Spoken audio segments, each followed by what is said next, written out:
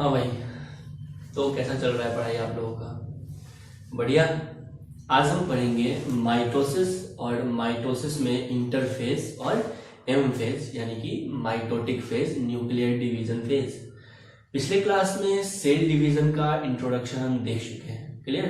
तो चलिए शुरू करते हैं। माइटोसिस को हम मेनली दो पार्ट में पढ़ते हैं। एक होता है इंटरफेज या इंटरफेज, और दूसरा होता है एम फेज। एम फेज मतलब न्यूक्लियर डिवीजन फेज। क्या? Nuclear division phase, M phase. M phase कहने का मतलब है माइटोटिक फेज। क्या? Mitotic phase. इस माइटोटिक फेज का दूसरा नाम क्या है? Nuclear division phase. क्या? Nuclear division phase. यहां पे एक्चुअल में न्यूक्लियस का डिवीजन होता है, क्लियर? देखो, पिछले क्लास में हम जो देखे थे उसको एक बार रिकैप करते हैं। ये बहुत इंपॉर्टेंट है बेसिक कॉन्सेप्ट को समझना। हम सेल डिवीजन पढ़ेंगे तो एक बात का बिल्कुल ध्यान देंगे कि क्या करना है हमको, क्या करना है, मेन उसका जो क्रोमोसोमल मटेरियल है उसका डिस्ट्रीब्यूशन कैसे होता है ना? क्वेश्चन मेनली यहीं से पूछा जाता है, क्रोमोसोम से। क्या? क्रोमोसोम का जो सीक्वेंशियल चेंज आता है क्रोमोसोम में, न्यूक्लियस में जो सीक्वेंशियल चेंज आता है उसी के बारे में हमको पढ़ना है, क्लियर? चलिए, ये है सेल साइकिल। क्या है? एक सेल साइकिल मान लेते हैं। यहां पे सेल डिसाइड करता है कि उसको सेल डिवीजन में जाना है। कहां पे जाना है भाई? सेल डिवीजन में जाना है। तो सेल डिवीजन में जाने के लिए सेल पहले जीनोट स्टेज में था, इसको बोलते हैं क्यूसेंट फेज। क्या बोलते हैं? Quiescent phase. Cell inactive stage में है। वो आपको पता है बहुत सारे सेल्स, जैसे कि हमारे किडनी में प्रेजेंट बहुत सारे सेल्स हैं, हमारा हार्ट सेल, हमारा न्यूरॉन्स, है ना, इन सब सेल मैक्सिमम क्या है? जीनोट स्टेज में प्रेजेंट होता है। किस स्टेज में? जीनोट स्टेज में। इसमें सेल एक्टिव रहता है, लेकिन मतलब सेल मेटाबॉलिकली एक्टिव रहता है, लेकिन सेल प्रोलिफरेट नहीं करता, डिवाइड नहीं करता है, ठीक है? तो जीनोट फेज में है ये। इसको बोलते हैं क्यूसेंट फेज। क्या कहते हैं? Quiescent phase.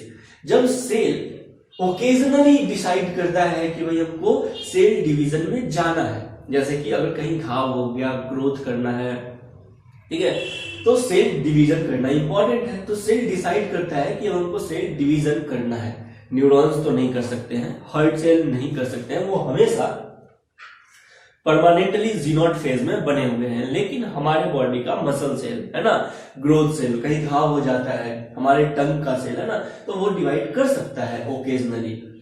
तो सेल जीनोट स्टेज से कहां पे आता है? इंटरफेज में आता है। किस फेज में आता है?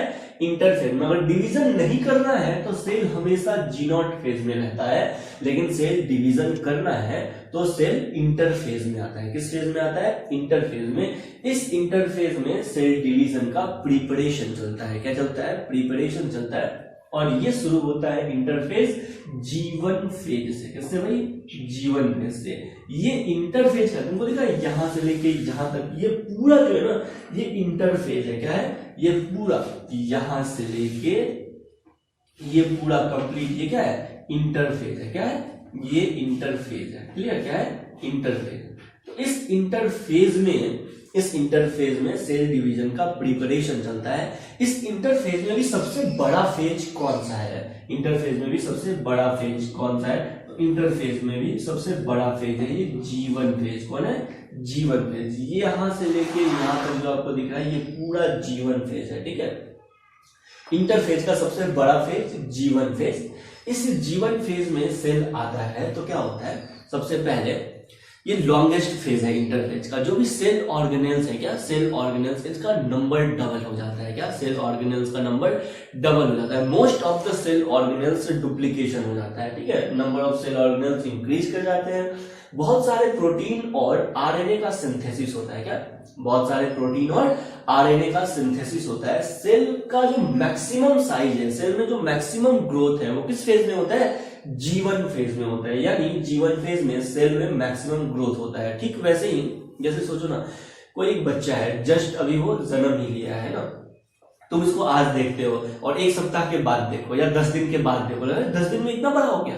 ठीक वैसे ही सेल भी जो है ना, ये सबसे मैक्सिमम ग्रोथ अगर सेल में होता है तो जीवन फेज में होता है। तो मैक्सिमम ग्रोथ प्रोटीन का सिंथेसिस, बहुत सारे आरएनए का सिंथेसिस इसमें होता है। सेल ऑर्गेनल्स का नंबर इंक्रीज कर जाता है जीवन फेज में। उसके बाद सेल जाता है G2 फेज में। किस फेज में? सॉरी, उसके बाद सेल जाता है एस फेज में, है ना, G2 नहीं, एस फेज। जीवन के बाद सेल किसमें जाता है? जीवन के बाद सेल जाता है एस फेज में। आप मत करो, इसको पूरा डिटेल में देखेंगे। जीवन एस फेज, ये वाला एस फेज है, ठीक है। इस एस फेज को बोलते हैं सिंथेसिस फेज। क्या कहते हैं? Synthesis phase. और डीएनए का सिंथेसिस होता है यहाँ पे, डीएनए का रेप्लिकेशन होता है। और इसके बाद जब सेल का डीएनए का रेप्लिकेशन हो जाता है, सेंट्रियोल का डुप्लीकेशन हो जाता है। क्या? सेंट्रियोल का डुप्लीकेशन हो जाता है यहाँ पे एस फेज में। किस फेज में? एस फेज में। तो सेल किस में जाएगा? इस फेज के बाद G2 फेज में जाता है। किस फेज में जाता है भाई? G2 फेज में। इस G2 फेज में क्या होता है? क्या इस G2 फेज में क्या होता है? तो G2 फेज में स्पिंडल फाइबर का फॉर्मेशन होता है। क्या? ट्यूबुलिन प्रोटीन, स्पिंडल फाइबर, याद है? Microtubule, very good. तो ट्यूबुलिन प्रोटीन का फॉर्मेशन होता है, स्पिंडल फाइबर बनता है ट्यूबुलिन प्रोटीन से, ठीक है। यानी फाइनल प्रिपरेशन, क्या सेल में जो फाइनल प्रिपरेशन है सेल डिवीजन का, वो किस फेज में होता है? G2 फेज में।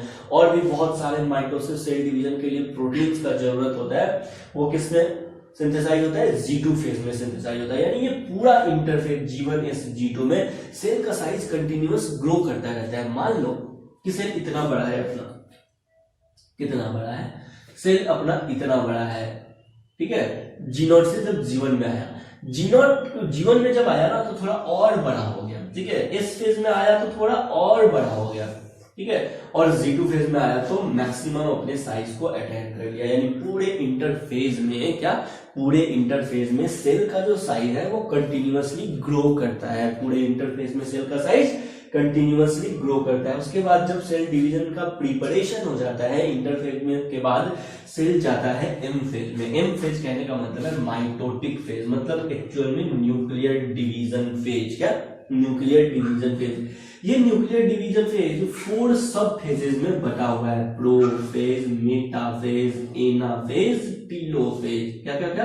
Prophase, metaphase, anaphase, telophase. भाई देखिए, इसको सॉन्ग के ही सीक्वेंस में याद करेंगे तभी याद होगा, है ना। अगर आप अभी देख रहे हैं तो मेरे साथ एक बार जरूर, क्या?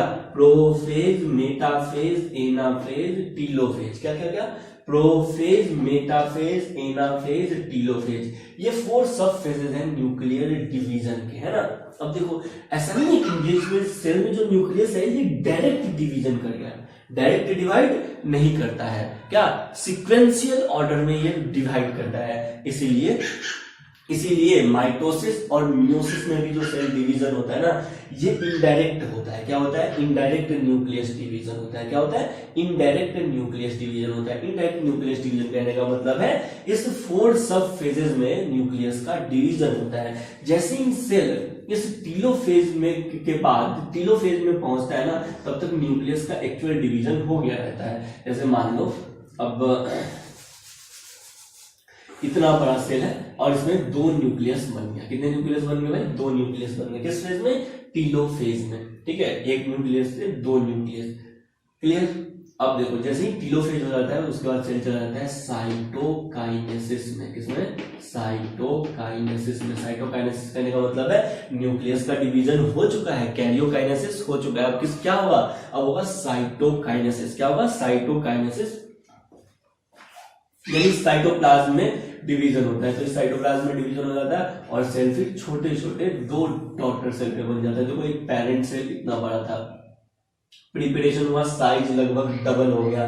प्रिपरेशन के बाद न्यूक्लियस का डिवीजन होता है। इसलिए क्वेश्चन पूछा जाता है भाई सेल डिवीजन में पहले क्या होगा, न्यूक्लियर डिवीजन या साइटोप्लाज्मिक डिवीजन? जवाब होगा nuclear division. Very good. Nuclear division को कहते हैं कैरियोकाइनेसिस। तो कैरियोकाइनेसिस का फेज ये है, एम फेज। यहाँ पे हो गया आपका कैरियोकाइनेसिस, यहाँ से लेके यहाँ तक में, ठीक है। न्यूक्लियस का डिवीजन हो गया। उसके बाद होता है साइटोप्लाज्म का डिवीजन और 2 सेल बन जाता है। अगेन अगर सेल को डिवीजन में जाना है तो G1 S G2 और प्रोफेज, मेटाफेज, एनाफेज, टीलोफेज, फिर साइटोकाइनेसिस। ये साइकिल चलता रहता है। अगर सेल को डिवीजन में नहीं जाता है, वुंड हीलिंग कंप्लीट हो चुका है, तो सेल डिवीजन नहीं होगा, तुमको पता है, और ये सेल चला जाएगा जी0 फेज में। किस फेज में भाई? जी0 फेज में चला जाएगा। ये है पूरा ओवरव्यू, ठीक है। हेडिंग दीजिएगा आप। सबसे पहले हम इंटरफेज पढ़ेंगे। क्या पढ़ेंगे अभी? इंटरफेज। ये इंटरफेज इंटरफेज जो है ना, इसको क्लासिफाइड किए थे 3 सब फेजेस में हॉवर्ड एंड प्लेक ने। किन्होंने? हॉवर्ड एंड प्लेक ने। आप हेडिंग दीजिए इंटरफेज।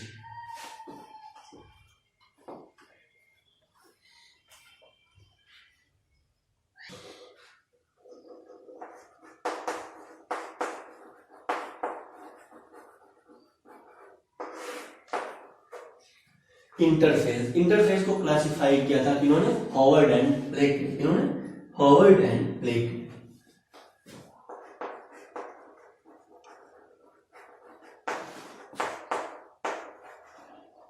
हॉवर्ड एंड प्लेक, है ना। हॉवर्ड एंड प्लेक ने इसको क्लासिफाई किया था 3 सब फेजेस में, और इस 3 सब फेजेस का नाम आपको पता है। पहला तो होता है जी1 फेज, फिर होता है एस फेज, और फिर होता है जी2 फेज। क्या? जी1s जी2, जी1s जी2। हेडिंग दीजिएगा जी1 फेज। क्या? G1 phase.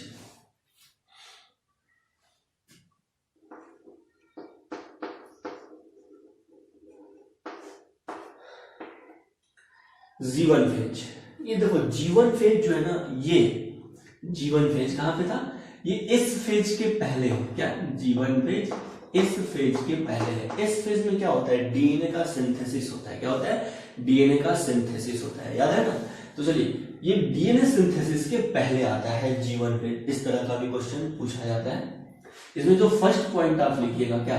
ये लॉन्गेस्ट फेज है इंटरफेज का। क्या? लॉन्गेस्ट फेज है इंटरफेज का। तो फर्स्ट पॉइंट लिखिएगा longest phase of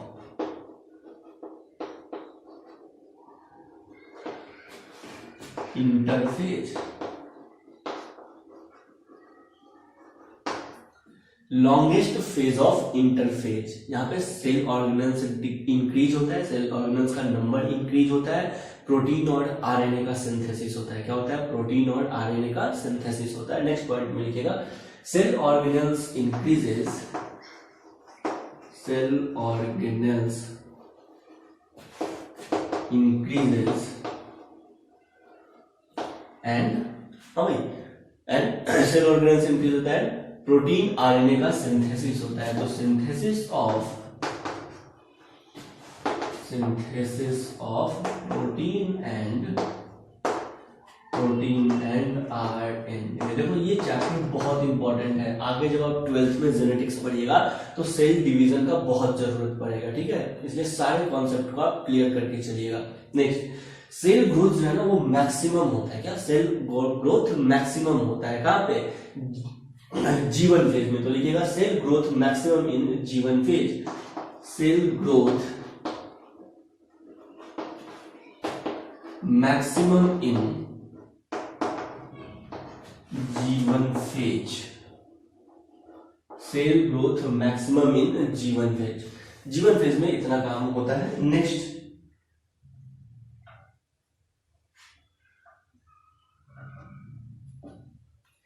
G1 phase के बाद आता है क्या?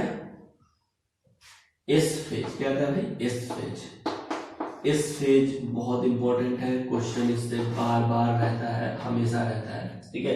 एस फेज, इस फेज को बोलते हैं डीएनए सिंथेसिस फेज। क्या? DNA synthesis phase. DNA synthesis phase. DNA का सिंथेसिस होता है। देखो एस फेज कहां पे आता है? एस फेज जी1 फेज के बाद आता है। क्या? देखो ना, एस फेज जी1 फेज के बाद आता है और जी2 फेज के पहले आता है। ये जो हम बोल रहे हैं ना, इससे भी क्वेश्चन पूछा जाता है स्टेटमेंट बना के, ठीक है। तो जी1 फेज कहां पे, सॉरी एस फेज कहां पे आता है? जी1 फेज के बाद आता है और जी2 फेज के पहले आता है एस फेज। इस एस फेज में क्या होता है? डीएनए का रेप्लिकेशन होता है। क्या होता है? डीएनए का रेप्लिकेशन होता है, यानी जो जेनेटिक मटेरियल है डीएनए उसका रेप्लिकेशन होता है और सिंथेसिस ऑफ हिस्टोन प्रोटीन होता है। क्या? सिंथेसिस ऑफ हिस्टोन प्रोटीन होता है। देखो जो सबसे कंफ्यूजिंग बात है कि डीएनए का सिंथेसिस होता है। क्या? डीएनए का सिंथेसिस होता है, डीएनए का अमाउंट डबल हो जाता है, 2C से 4C हो जाता है। क्या? 2C से 4C हो जाता है डीएनए, 2C से 4C हो जाता है, डीएनए का अमाउंट डबल हो जाता है, हिस्टोन प्रोटीन का सिंथेसिस होता है, लेकिन नंबर ऑफ क्रोमोसोम सेम रहता है। क्या?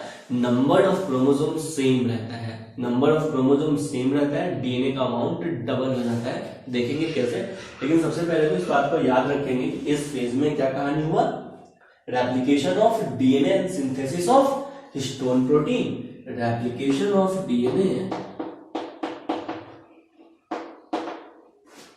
and synthesis of histone protein,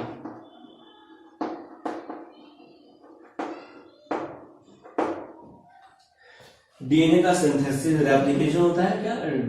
DNA का रेप्लिकेशन होता है, DNA replication and synthesis of histone protein. जब डीएनए का रेप्लिकेशन हो जाता है ना, तो अमाउंट ऑफ डीएनए डबल हो जाता है। क्या? अमाउंट ऑफ डीएनए डबल हो जाता है, अमाउंट ऑफ डीएनए डबल। क्या? अमाउंट ऑफ डीएनए डबल हो जाता है, मतलब 2C अगर डीएनए का अमाउंट है तो कितना हो गया, 4C हो गया। बट नंबर ऑफ क्रोमोसोम,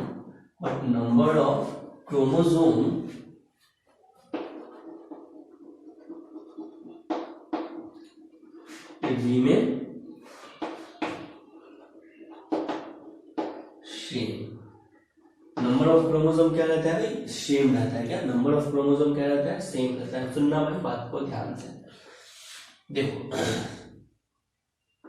ये है न्यूक्लियस और ये है सेल, ठीक है।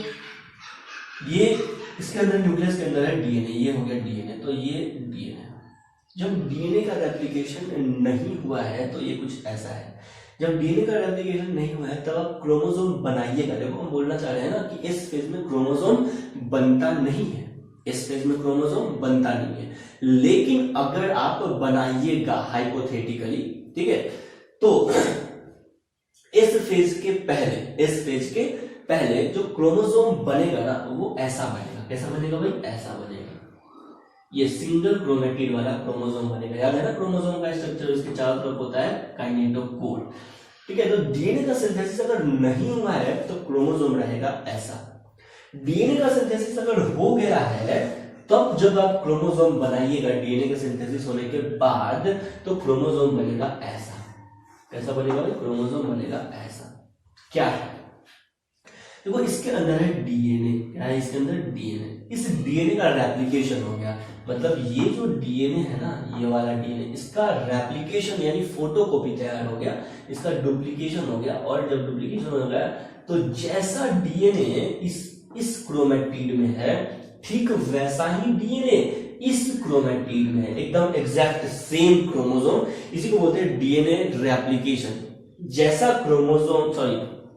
जैसा डीएनए इस क्रोमेटिड में है, रेप्लिकेशन के बाद वैसा ही डीएनए इस क्रोमेटिड में आ जाएगा।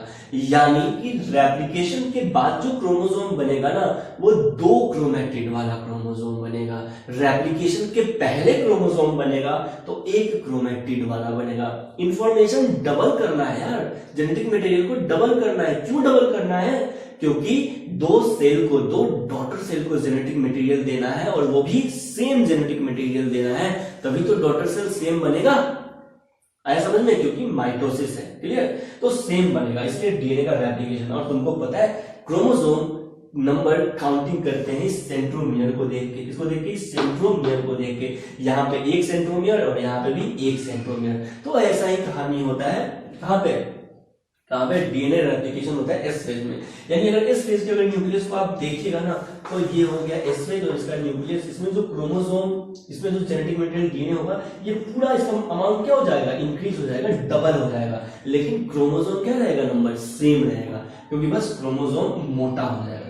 सिंगल क्रोमेटिड वाले से डबल क्रोमेटिड वाला बन गया। तो इस फेज में ये होता है, नंबर ऑफ क्रोमोसोम सेम रहता है। मेरे साथ जरूर बोलेंगे, नंबर ऑफ क्रोमोसोम सेम रहता है लेकिन अमाउंट ऑफ डीएनए डबल हो जाता है। नंबर ऑफ क्रोमोसोम सेम रहता है लेकिन अमाउंट ऑफ डीएनए डबल हो जाता है। अमाउंट ऑफ डीएनए डबल हो जाता है। इसको बोलते हैं डीएनए रेप्लिकेशन होता है एस फेज में, लेकिन नंबर ऑफ क्रोमोसोम सेम रहता है। और आपको पता है लेट एस फेज में, क्या लेट एस फेज में तुमको पता है न्यूक्लियस के पास क्या होता है, सेंट्रोसोम। क्या होता है, सेंट्रोसोम, जो दो सेंट्रियोल से मिलकर बना होता है। तो सेंट्रोसोम डुप्लीकेशन होता है या सेंट्रियोल डुप्लीकेशन होता है। तो लेट एस फेज में क्या हो जाता है, सेंट्रियोल डुप्लीकेशन हो जाता है। क्या हो जाता है, सेंट्रियोल डुप्लीकेशन हो जाता है। तो नेक्स्ट पॉइंट में लिखिएगा, क्या लिखिए, सेंट्रियोल डुप्लीकेशन इन लेट एस फेज।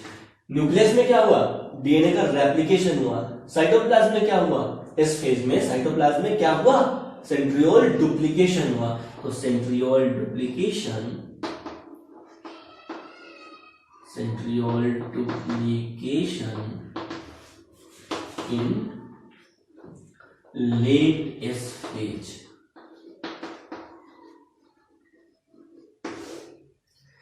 तो G1 फेज समझ में आया, एस फेज समझ में आया। नेक्स्ट हेडिंग देंगे G2 फेज।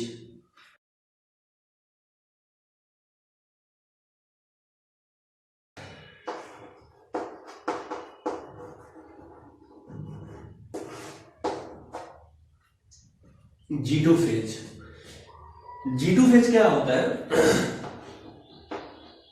इस फेज के बाद आता है। क्या, इस फेज के बाद आता है G2 फेज, और माइटोटिक फेज के पहले आता है, एम फेज के पहले आता है। एम फेज में भी किससे भेंट होगा इसको, प्रोफेज से। क्या, प्रोफेज से। तो एम फेज के यानी माइटोसिस फेज के प्रोफेज से पहले आता है G2 फेज। ये सर्कल हमेशा आपके पास होना चाहिए, है ना। चलो, तो G2 फेज क्या है, प्रोफेज के पहले है या एम फेज के पहले है, और एस फेज के बाद में है। दिखा, एस फेज के बाद में है। और आपको पता है ये इंटरफेज का लास्ट फेज है, यानी प्रिपरेटरी फेज का लास्ट फेज है। तो फाइनल प्रिपरेशन कहां होगा अगर पूछा जाएगा तो जवाब क्या होगा, G2 फेज में। नेक्स्ट पॉइंट में लिखिएगा, फाइनल प्रिपरेशन अकर्स। यहां पे होता है final preparation, final preparation occurs. यहां पे चलता है फाइनल प्रिपरेशन। क्या, फाइनल प्रिपरेशन सेल डिवीजन का। फाइनल प्रिपरेशन में ट्यूबुलिन प्रोटीन का सिंथेसिस हो जाता है, स्पिंडल फाइबर्स का फॉर्मेशन हो जाता है। क्या, tubulin protein and spindle fibre formation यहीं पे होता है G2 फेज में। ट्यूबुलिन प्रोटीन, याद है ना, tubulin protein, microtubule, tubulin protein, spindle fibre formation, tubulin protein and spindle fibre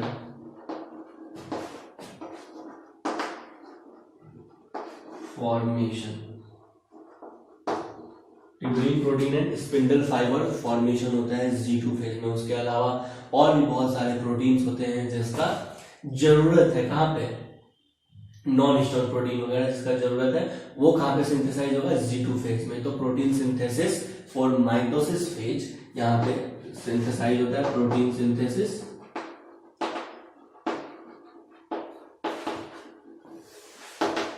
for M phase. जो भी प्रोटीन का रिक्वायरमेंट होता है वो यहीं पे होता है, और सेल यहाँ पे भी ग्रो करता रहता है। Cell grow continuously, cell grow continuously.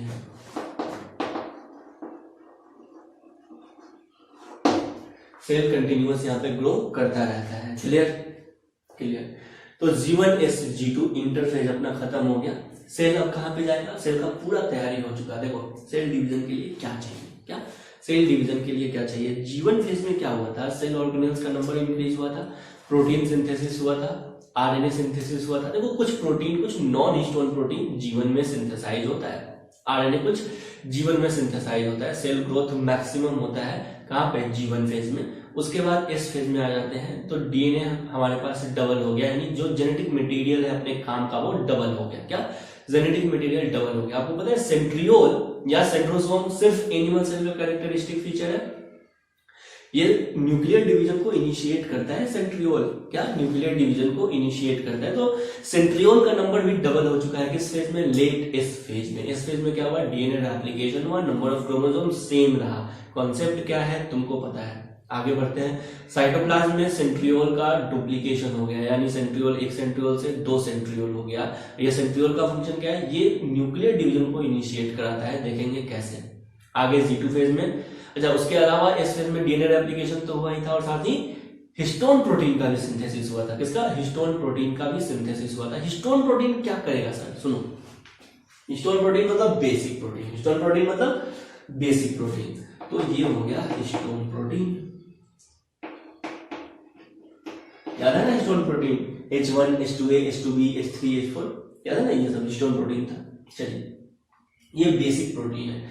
1, 2, 3, 4, 5 तरह का हिस्टोन प्रोटीन होता है। ये बेसिक प्रोटीन है, और डीएनए तो बन ही चुका है, डीएनए रेप्लिकेशन हो चुका है बहुत सारा। अब डीएनए है एसिडिक मॉलिक्यूल, हिस्टोन प्रोटीन है बेसिक मॉलिक्यूल, ठीक है। क्रोमोसोम क्या होता है? क्या क्रोमोसोम क्या होता है? तो देखो, ये है क्रोमोसोम, ये सेंट्रोमेयर और ये क्रोमैटिड, ये एक क्रोमैटिड, पता है ना। अब इस पैकेट में, इस प्रोटीन के पैकेट में डीएनए को रखना है। क्या? प्रोटीन के पैकेट में डीएनए को रखना है। तो जो डीएनए है ना, वो तो ऐसे थ्रेड लाइक स्ट्रक्चर है, डबल स्टैंडर्ड है ना, याद है? इस थ्रेड लाइक स्ट्रक्चर को इस प्रोटीन के पैकेट में रखना है, तो इजीली आप भर नहीं सकते, इसलिए इस डीएनए का कंडेंसेशन इंपॉर्टेंट है, डीएनए का कंडेंसेशन इंपॉर्टेंट है। इसलिए इस डीएनए को, यानी एसिडिक मॉलिक्यूल को, इस बेसिक मॉलिक्यूल के ऊपर एकदम टाइटली पैक किया जाता है, पूरा बढ़िया से लपेट के। समझ में आ गया? धागा लंबा है, उलझा हुआ उसमें डालेंगे, आ नहीं पाएगा, हिस्टोन प्रोटीन के ऊपर बढ़िया से रैप करके और डाल देंगे, आ जाएगा। आया समझ में? तो इसी के लिए यहाँ पे हिस्टोन प्रोटीन एस फेज में सिंथेसिस हुआ था, हिस्टोन प्रोटीन एस फेज में, डीएनए रेप्लिकेशन एस फेज में, दोनों पैकेज एक साथ बन गया मेरा, ठीक है।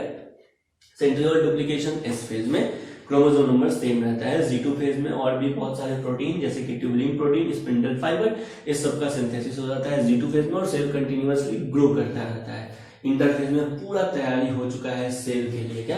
पूरा तैयारी हो चुका है सेल में। एक तो सेल ऑर्गेनेल्स का नंबर इंक्रीज हो गया, सेल का साइज बड़ा हो गया, डीएनए रेप्लिकेशन हो गया, जो मेरा मेन चीज है genetic material, clear, histone protein वगैरह सब बन गया। Interphase complete. अब सेल इंटर करेगा न्यूक्लियर डिवीजन में, एम फेज में, माइटोसिस फेज में। हेडिंग देंगे एम फेज, माइटोसिस फेज या न्यूक्लियर डिवीजन फेज।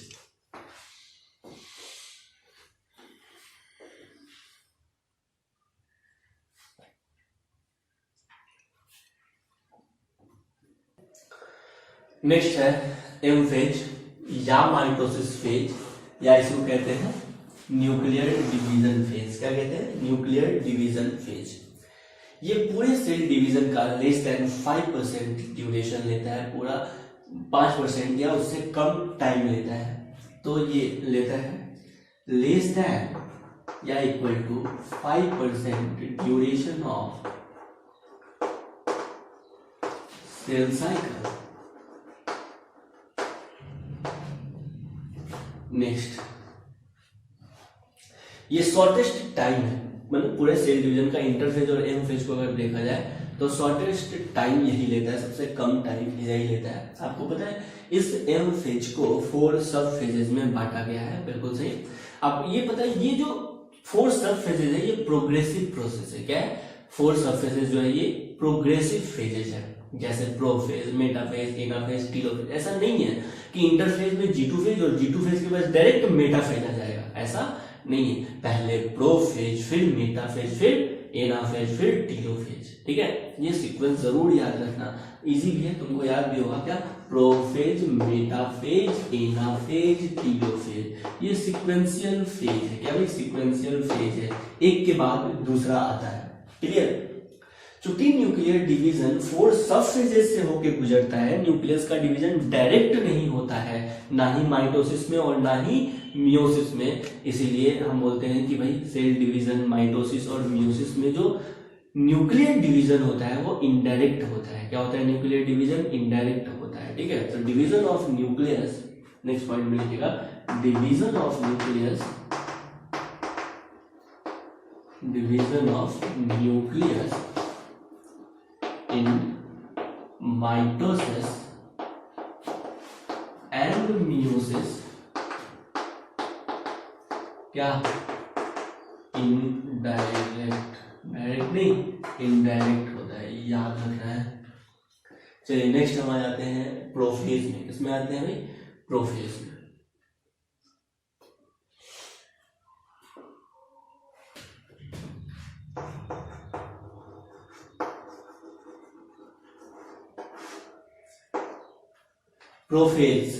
प्रोफेज में क्या होता है?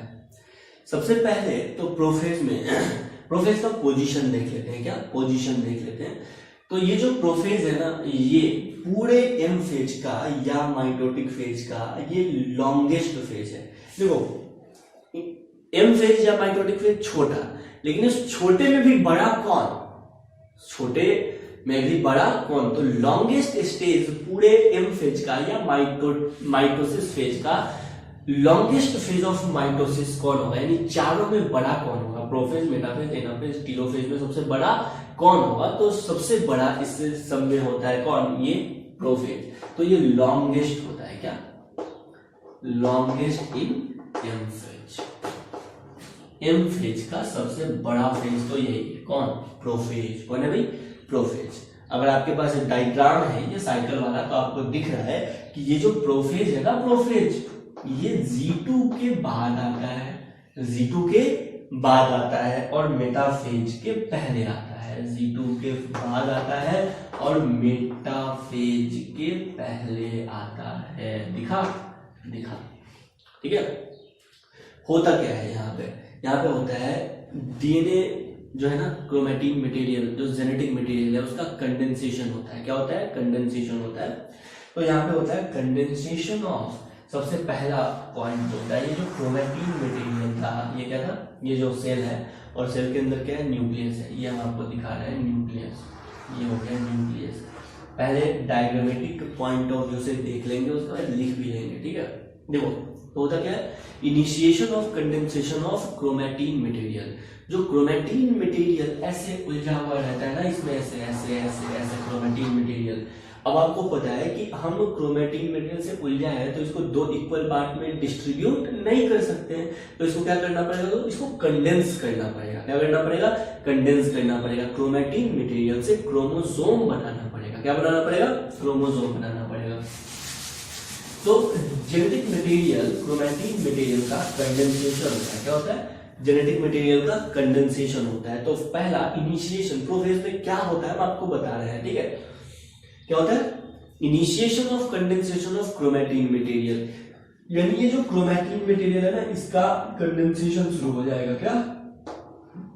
कंडेंसेशन शुरू हो जाएगा और आपको न्यूक्लियस में कुछ ऐसा जेनेटिक मटेरियल देखने को मिलेगा। इस तरह से आपको कुछ जेनेटिक मटेरियल देखने को मिलेगा। ठीक है। हम 4 कलर लेके चलेंगे। ठीक है।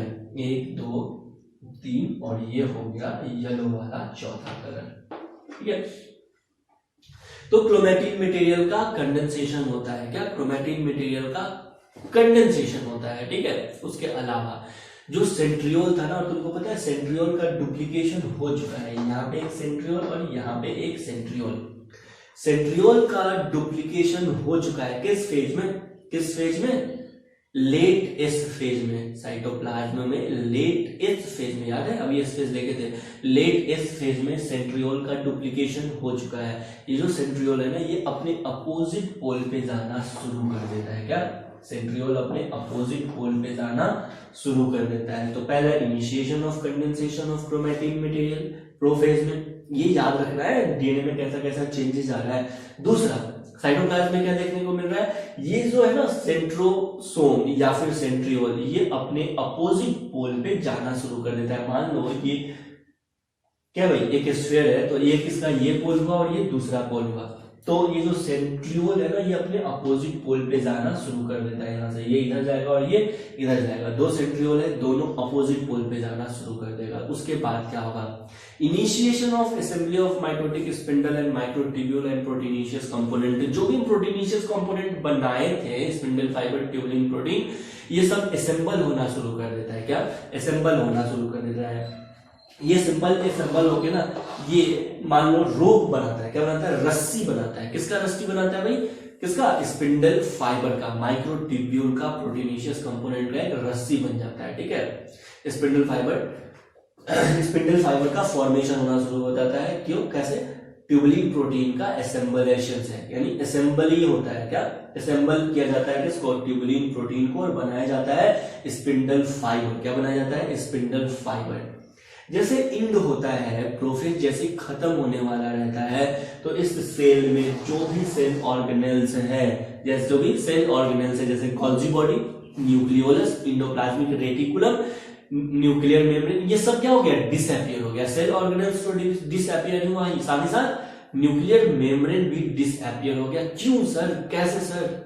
ऐसा इसलिए क्योंकि भाई ये जो है ना, अब अल्टीमेटली तो आपको ध्यान देना है कि कैसे क्रोमोसोमल मटेरियल का इक्वल डिस्ट्रीब्यूशन हो, जो भी जेनेटिक मटेरियल है ना उसका इक्वल डिस्ट्रीब्यूशन करना जरूरी है, क्योंकि और सेल ऑर्गेनेल साइटोप्लाज्म में रहेगा तो हम इक्वल डिस्ट्रीब्यूशन कर ही नहीं सकते, समझ रहे ना, बहुत ज्यादा डेंसिटी हो जाएगा ना साइटोप्लाज्म का, बहुत ज्यादा भीड़ हो जाएगा।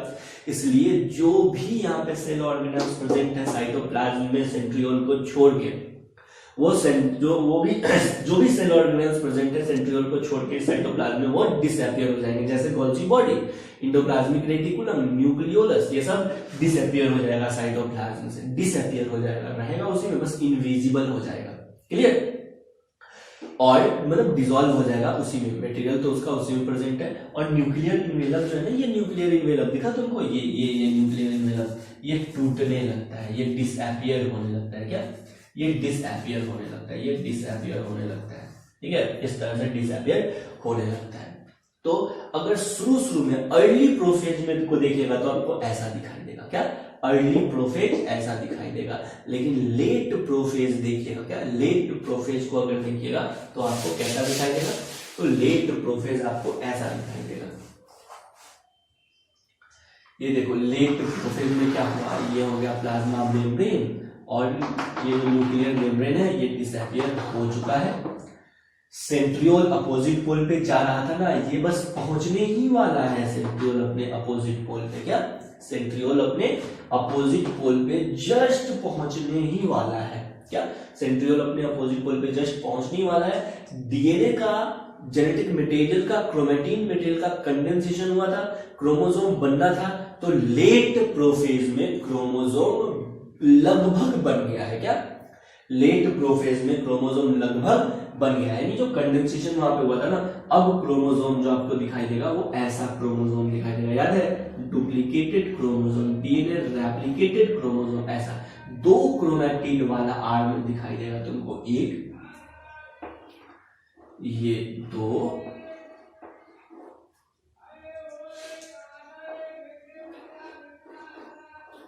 ये 3 और ये 4, ये 4 क्रोमोसोम हम लेके चल रहे हैं, है ना, ये आपको दिखाई देगा, ठीक है, पेरेंट सेल में 4 क्रोमोसोम है, तो ये आपको ऐसा दिखाई देगा, क्या, लेट लेट प्रोफेज, तो ये हो गया लेट प्रोफेज, और ये हो गया अर्ली प्रोफेज, क्या हो गया, अर्ली प्रोफेज, ठीक है, लेट प्रोफेज और अर्ली प्रोफेज बस पहुंचने ही वाला है, जैसे ही पहुंच जाएगा ना तो प्रोफेज के बाद क्या शुरू हो जाएगा, मेटाफेज शुरू हो जाएगा, लेकिन उसके पहले देखते हैं,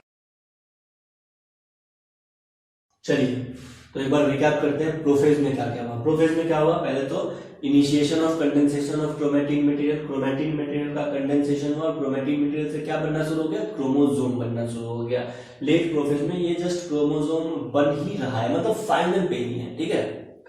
चलो सेंट्रियोल अपने अपोजिट पोल पे जाने लगा है, सेंट्रियोल बस अपने अपोजिट पोल पे पहुंचने ही वाला है, ठीक है, प्रोफेज में। उसके अलावा जो भी स्पिंडल फाइबर का फॉर्मेशन होना था, माइक्रोट्यूब्यूल्स, प्रोटीनेशियस कंपोनेंट का, ये सब फॉर्मेशन हो चुका है, दिखाई नहीं दे रहा है। उसके अलावा at the end of prophase Golgi body, endoplasmic reticulum, nucleolus and nuclear membrane, ये सब क्या हो चुका है, डिसअपियर हो चुका है। यानी आपको पता है कि अब साइटोप्लाज्म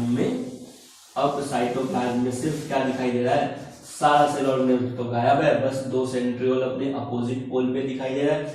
जैसे ही सेंट्रियोल अपने अपोजिट पोल पे पहुंचेगा, क्या क्या क्या, जैसे ही सेंट्रियोल अपने अपोजिट पोल पे पहुंचेगा और जैसे ही condensation of chromatin material complete होगा, जैसे ही न्यूक्लियर मेम्ब्रेन डिसअपियर हुआ, वैसे ही प्रोफेज खत्म, वैसे ही प्रोफेज खत्म, क्या शुरू हो गया, मेटाफेज शुरू हो गया। क्या शुरू हो गया, मेटाफेज शुरू हो गया। क्या शुरू हो गया, मेटाफेज शुरू हो गया। उसके पहले हम सारे पॉइंट को लिख लेते हैं।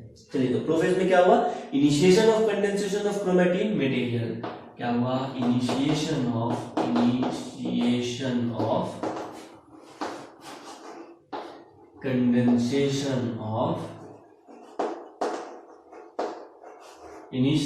Condensation of chromatin material. Very good.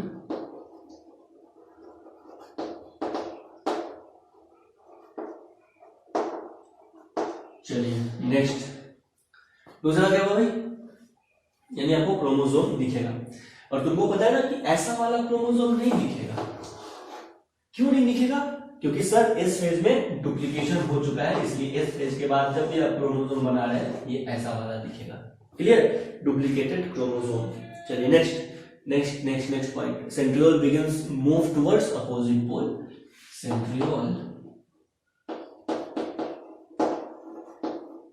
Centriole begins to move towards opposite pole.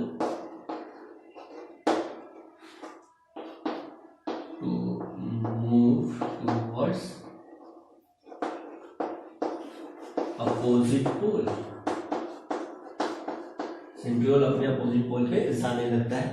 देखो, जाने लगता है तब तक प्रोफेज, जैसे ही पहुंच गया वैसे ही मेटाफेज।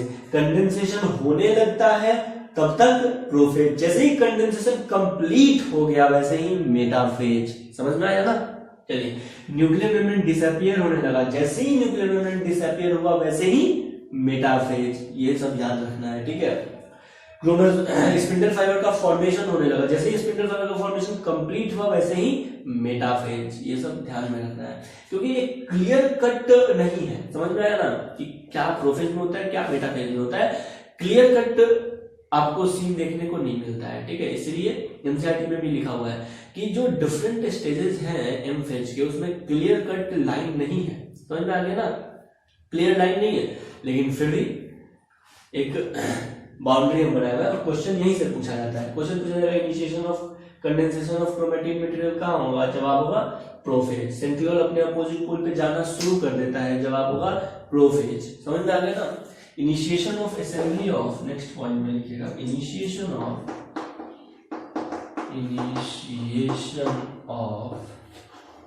असेंबली ऑफ क्या, initiation of assembly of mitotic spindle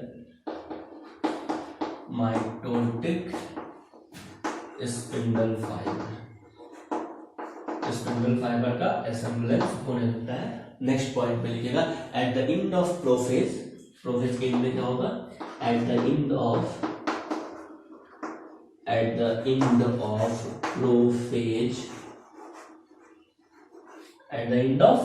prophase क्या होगा, Golgi body, endoplasmic reticulum, nucleolus and nuclear membrane disappear. Golgi body, endoplasmic reticulum, हमें न्यूक्लियस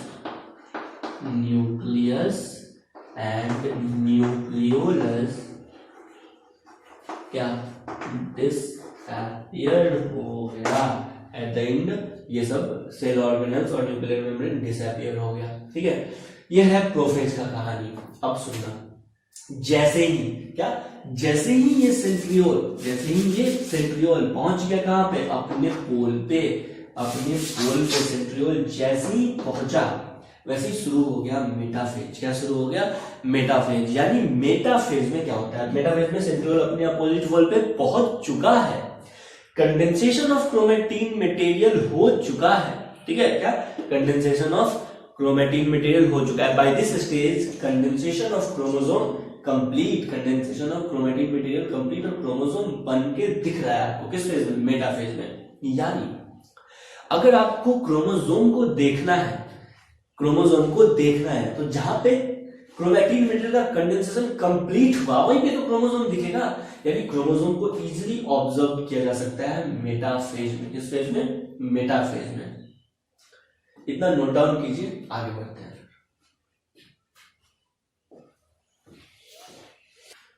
मेटाफेज, हाँ भाई, तो मेटाफेज में क्या हुआ, by this stage condensation of chromosome completed. इस स्टेज में कंडेंसेशन ऑफ क्रोमोसोम कंप्लीट हो जाता है, यानी क्रोमोसोम क्लियरली विजिबल होता है, सेंट्रियोल अपने अपोजिट पोल पे पहुंच चुका है। और आप देखना चाहिएगा, अगर मतलब इजीली ऑब्जर्व करना, अगर आप चाहते हैं क्रोमोसोम को अगर देखना है तो मेटाफेज में देख सकते हैं। देखो तो मैक्सिमम जो साइंटिस्ट होते हैं ना, वो क्रोमोसोम को मेटाफेज में ही देखते हैं, इसीलिए मैक्सिमम जो तुमको फोटो दिखाई देता है ना क्रोमोसोम का, वो ऐसा वाला दिखाई देगा। समझ में आ गया? क्योंकि इसी मेटाफेज में ही हम देखें और मेटाफेज में क्रोमोसोम ऐसा दिखाई देगा। समझ में आया? क्यों? क्योंकि इस फेज में डीएनए का रेप्लिकेशन हो चुका है। Very good. Morphology of chromosome most easily अगर आपको स्टडी करना है तो मेटाफेज में कर सकते हैं। स्पिंडल फाइबर का फॉर्मेशन हो चुका है। क्या? स्पिंडल फाइबर का फॉर्मेशन हो चुका है किस फेज में? प्रोफेज में। जो भी स्पिंडल फाइबर को बनना है, देखो स्पिंडल फाइबर के लिए प्रोटीन को अगर बनना है तो G2 फेज में प्रोटीन बन चुका था। क्या? स्पिंडल फाइबर के लिए जो प्रोटीन बनना था, ट्यूबुलिन प्रोटीन और स्पिंडल फाइबर का जो प्रोटीन बनना था वो G2 फेज में बन चुका है। लेकिन उस स्पिंडल फाइबर और ट्यूबुलिन प्रोटीन को असेंबल किया गया, उससे एक रस्सी बनाया गया प्रोटीन का, किस फेज में? प्रो फेज में। किस फेज में भाई? प्रो फेज में। तो मेटा फेज में इस स्पिंडल फाइबर का यूज किया जाएगा। क्या? मेटा फेज में इस स्पिंडल फाइबर का यूज किया जाएगा। क्लियर? यानी यहां पे क्या होता है कि जो स्पिंडल फाइबर है ना, स्पिंडल फाइबर देखो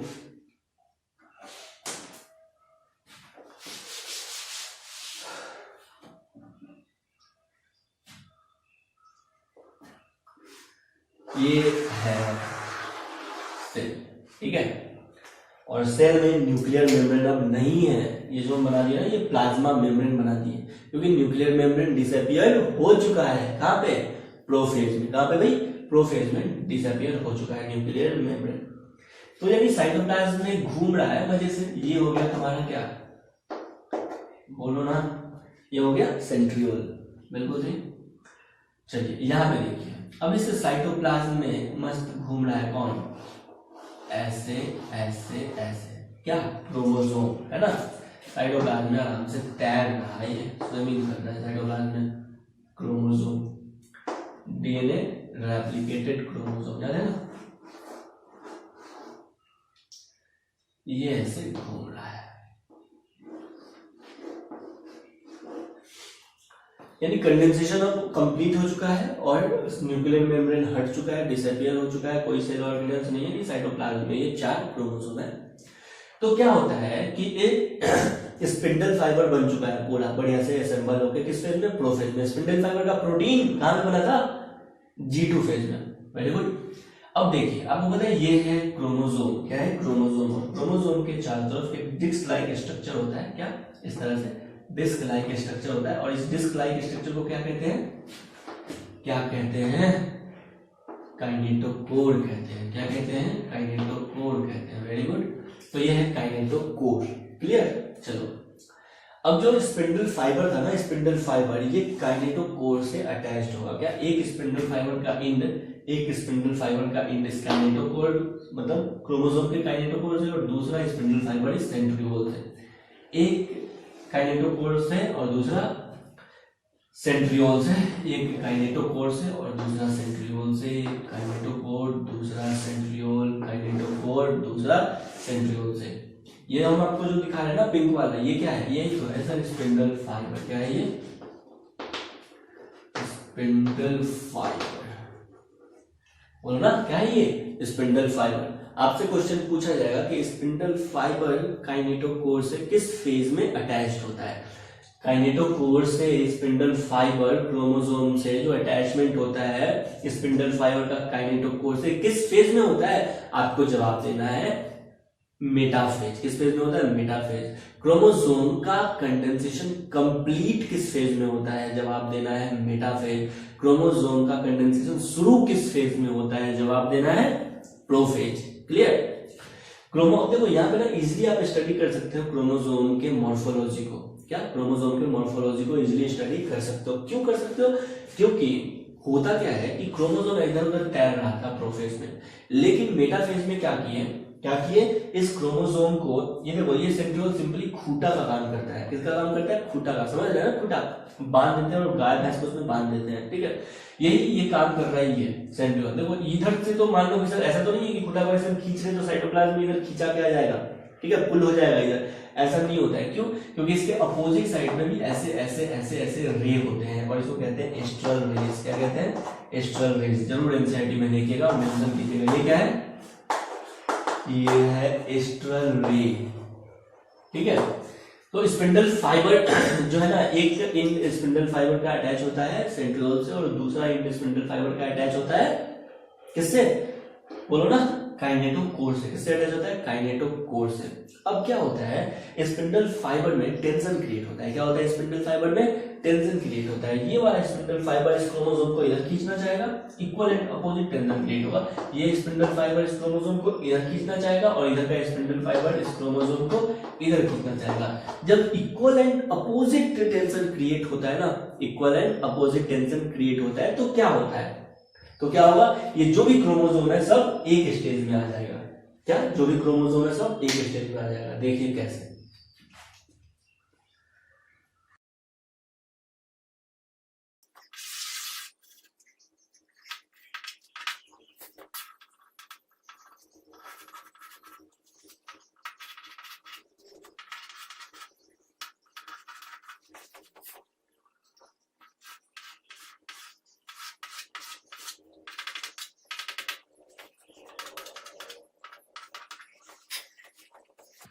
हाँ भाई, तो देखो ना, जब इधर का स्पिंडल फाइबर इधर क्रोमोसोम को खींचना चाह रहा है और इधर का स्पिंडल फाइबर इधर खींचना चाह रहा है, तो इक्वल एंड अपोजिट टेंशन जब क्रिएट हो रहा है, क्या इक्वल एंड अपोजिट टेंशन जब क्रिएट हो रहा है, equal and opposite tension create हो रहा है, तो सारा क्रोमोसोम इक्वेटर लाइन पे आके अरेंज हो गया। कहाँ आके अरेंज हो गया? इक्वेटर पे अरेंज हो गया। अरे भाई, ये स्फीयर है, ये पोल दूसरा पोल और ये इक्वेटर हो गया, तो ये इक्वेटर पे अरेंज हो गया। कहाँ पे? इक्वेटर पे अरेंज हो गया। और आपको पता है इक्वेटर पे क्रोमोसोम अरेंज होता है ना, जिसको कहते हैं मेटाफेज प्लेट। क्या कहते हैं? मेटाफेज प्लेट कहते हैं। क्या कहते हैं? मेटाफेज प्लेट कहते हैं। आपसे क्वेश्चन पूछा जाएगा कि भाई क्रोमोसोम का कंडेंसेशन कब कंप्लीट हुआ? आंसर होगा मेटाफेज। क्रोमोसोम मतलब स्पिंडल फाइबर क्रोमोसोम के काइनेटोकोर से किस फेज में अटैच हुआ? आंसर होगा मेटाफेज। क्रोमोसोम किस फेज में एक इक्वेटर लाइन पे जाके अरेंज होता है? आंसर होगा मेटाफेज। क्या? मेटाफेज। तो देखो, अब क्रोमोसोम को बांध के रख दिए एक जगह, ठीक है, तो माइक्रोस्कोप से इजीली विजिबल कर सकते हैं भाई क्रोमोसोम नंबर 1 कैसा दिखता है, 2 कैसा दिखता है, 3 कैसा दिखता है, 4 कैसा दिखता है। समझ में आ गया? तो क्रोमोसोम के मॉर्फोलॉजी को स्टडी करना है, क्रोमोसोम के मॉर्फोलॉजी को स्टडी करना है, देखना है बस एक्सटर्नल अपीयरेंस। तो किस फेज में इजीली आप ऑब्जर्व कर सकते हैं? मेटाफेज में। किस फेज में? मेटाफेज में। क्यों ऐसा हुआ पता है? पता है। स्पिंडल फाइबर क्रोमोसोम के किस पार्ट से अटैच होता है? काइनेटोकोर से अटैच होता है। ठीक है, तो देखो, ये एस्ट्रल रेज है, स्पिंडल फाइबर, ये सेंट्रियोल का काम समझ में आया? सेंट्रियोल मतलब जो स्पिंडल फाइबर होता है, इसका दूसरा एंड सेंट्रियोल से अटैच होता है और दूसरा एंड इधर काइनेटोकोर से अटैच होता है। बस इसको खींचने का काम करता है, पुलिंग करने का काम करता है spindle fibre. Simple spindle fibre क्या है? प्रोटीन का रस्सी है। और ये स्पिंडल फाइबर किससे बना है? ट्यूबुलिन प्रोटीन से बना है। किससे बना है? ट्यूबुलिन प्रोटीन से बना है। और आपको पता है ये जो है ना सेंट्रियोल, ये सिर्फ एनिमल सेल में ही प्रेजेंट है। कहां पे प्रेजेंट है? एनिमल सेल में ही प्रेजेंट है। ऐसा क्यों? ऐसा बताने का कोशिश कर रहा है। देखिए भाई, ये जो स्पिंडल फाइबर है ना, ये अगर प्लाज्मा मेम्ब्रेन से डायरेक्ट अटैच होता तो क्या होता? क्या होता? सोचो क्या होता है? ये जाके प्लाज्मा मेम्ब्रेन से अटैच होता है, तो प्लाज्मा मेम्ब्रेन तुमको पता है सॉफ्ट फ्लेक्सिबल होता है, सेमी सॉलिड होता है। इसको ऐसे खींचा जाएगा, क्या इसको ऐसे खींचा जाएगा तो क्या होगा? इस प्लाज्मा मेम्ब्रेन में ही कॉन्ट्रैक्शन शुरू हो जाएगा। समझ में आया ना? शेप चेंज हो जाएगा। इसीलिए हम क्या किए यहाँ पे स्पिंडल, यहाँ पे सेंट्रियोल डाल दिए और सेंट्रियोल को अपोजिट फाइबर से भी क्या किए? बांध दिए और इधर अपोजिट फाइबर से बांध दिए। जितना इधर से इसको खींचेंगे उधर से एक्स्ट्रल रेज उसको सपोर्ट दिए हुए हैं। समझ में आ गया ना? तो ये क्रोमोसोम आसानी से उधर चला जाता है सेंट्रियोल की तरफ और ये क्रोमोसोम इधर आ जाता है आसानी से। देखते हैं क्या होगा अभी। अब देखो, जब तक क्रोमोसोम मेटाफेज प्लेट पे, जब तक क्रोमोसोम मेटाफेज प्लेट पे अरेंज है तब तक मेटाफेज, तब तक मेटाफेज। जब तक क्रोमोसोम मेटाफेज प्लेट है, जब तक क्रोमोसोम इक्वेटर लाइन पे अरेंज है तब तक मेटाफेज। मेटाफेज में क्या हुआ? स्पिंडल फाइबर काइनेटोकोर से अटैच हुआ, स्पिंडल फाइबर काइनेटोकोर से अटैच हुआ और उसके अलावा स्पिंडल फाइबर में टेंशन क्रिएट हुआ इक्वल एंड अपोजिट, जिसके कारण सभी क्रोमोसोम कहां पे आ गया, मेटाफेज पे आ गया, मेटाफेज प्लेट पे आ गया। आसानी क्या है भाई कि आप क्रोमोसोम के मॉर्फोलॉजी का इजीली स्टडी कर सकते हैं, लेकिन अभी भी टेंशन जारी है। अरे भाई बोलो, स्पिंडल फाइबर अभी भी टेंशन क्रिएट किए हुए है, स्पिंडल फाइबर अभी भी इस क्रोमोसोम को अपनी पोल की तरफ खींचना चाह रहा है, और ये स्पिंडल फाइबर अभी भी इस क्रोमोसोम को अपने पोल पे खींचना चाह रहा है ना। बस कंटिन्यूअस ये टेंशन जारी, तो क्या होगा, क्रोमोसोम जहां से कमजोर होगा वहां से टूट जाएगा। क्या होगा, क्रोमोसोम जहां से कमजोर होगा वहां से टूट जाएगा। ये देखो सेंट्रोमियर, यही तो साइट ऑफ अटैचमेंट है, ये क्रोमैटिड और ये दूसरा क्रोमैटिड, यही है ना। जैसा क्रोमोसोम सुनो, जैसा क्रोमोसोम ऑरेंज से बना देते हैं, जैसा क्रोमोसोम इसमें है ठीक वैसा ही क्रोमोसोम इसमें है, मतलब ये एक क्रोमैटिड हुआ, क्लियर। सिंगल जो आपको दिख रहा है ये एक क्रोमैटिड हुआ और ये दूसरा क्रोमैटिड हुआ, क्लियर। अब ये जो ना सिर्फ साइट ऑफ अटैचमेंट क्या है, ये सेंट्रोमियर, इधर से ये खींचना चाह रहा है, इधर से ये खींचने का कोशिश कर रहा है, ठीक है।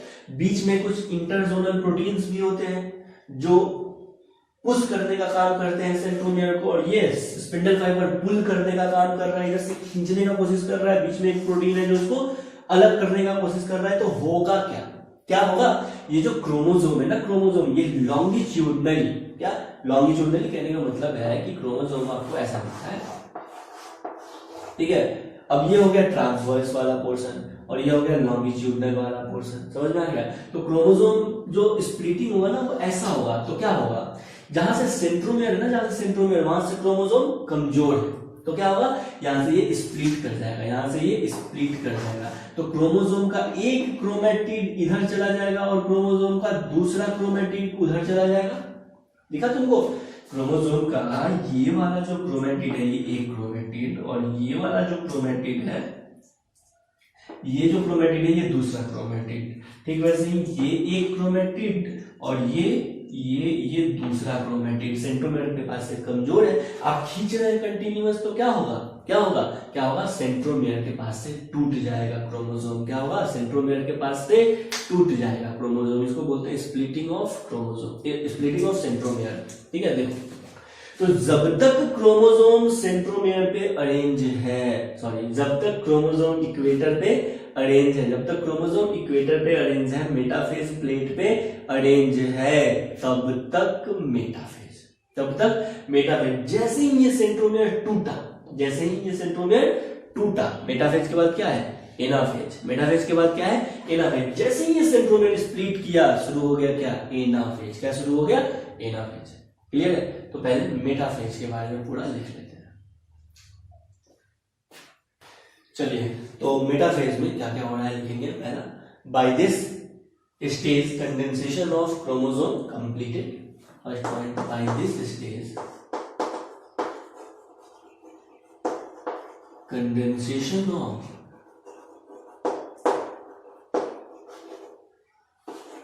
क्रोमोसोम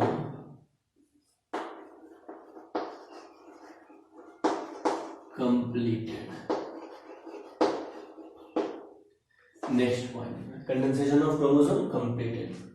नेक्स्ट पॉइंट में जब कंडेंसेशन कंप्लीट है तो आप इजिली ऑब्जर्व कर सकते हैं क्रोमोसोम को। They can be observe clearly under microscope. They can be clearly observe under microscope. Next point, morphology of chromosome आप इजीली स्टडी कर सकते हैं क्योंकि क्रोमोसोम को बांध के रखे स्पिंडल फाइबर से। Morphology of chromosome most easily study, morphology of chromosome most easily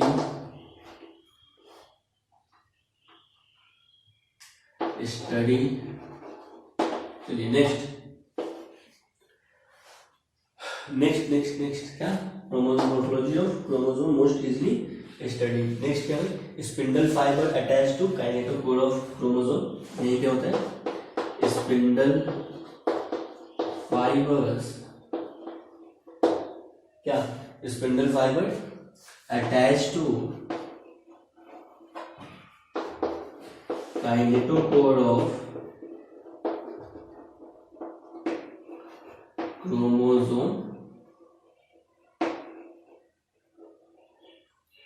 next spindle fibre attach to kinetochore of chromosome. Next क्या हो गया, स्पिंडल फाइबर में टेंशन क्रिएट हुआ इक्वल एंड अपोजिट, जिसके कारण क्रोमोसोम कहां पे चला गया, इक्वेटर लाइन पे चला गया। तो लेकिन chromosome coming line to equator, chromosome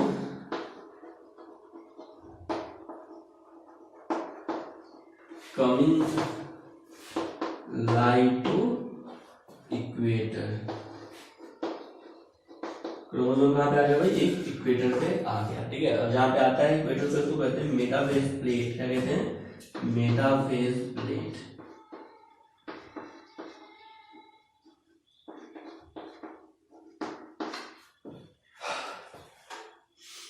तो ये है पूरा मेटाफेज। मेटाफेज के बाद क्या पढ़ेंगे हम, एनाफेज। सुनो भाई, जब तक ये जुड़ा हुआ है सेंट्रोमियर क्रोमोसोम, मतलब दो क्रोमैटिड एक साथ है या सेंट्रोमियर का स्प्लिटिंग नहीं हुआ है, तब तक मेटाफेज।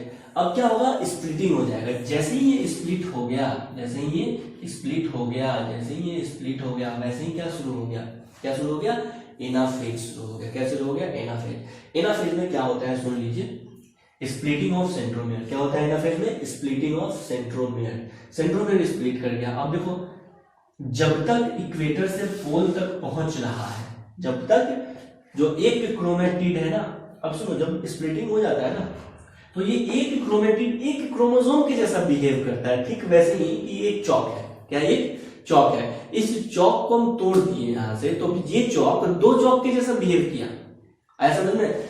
तो क्रोमोसोम एक था क्योंकि सेंट्रोमियर एक था, क्रोमोसोम एक था क्योंकि सेंट्रोमियर एक था, लेकिन सेंट्रोमियर टूट गया, सेंट्रोमियर टूट गया, सेंट्रोमियर एक से दो सेंट्रोमियर हो गया। देखो ना, वैसा दिखाई देगा, ये एक सेंट्रोमियर तो एक क्रोमेटिड, ये दूसरा सेंट्रोमियर तो दूसरा क्रोमेटिड, समझ में आया। तो ये अब इधर जाएगा और ये अब इधर जाएगा, दिखा कुछ, ठीक है। तो अब ये सेंट्रोमियर एक से क्या बन गया, दो बन गया, तो क्रोमोसोम भी एक से क्या हो गया, दो हो गया। देखो, अभी तक मेटाफेज तक एक क्रोमोसोम, दो क्रोमोसोम, तीन क्रोमोसोम, चार क्रोमोसोम था, लेकिन एनाफेज में स्प्लिटिंग ऑफ सेंट्रोमियर हुआ।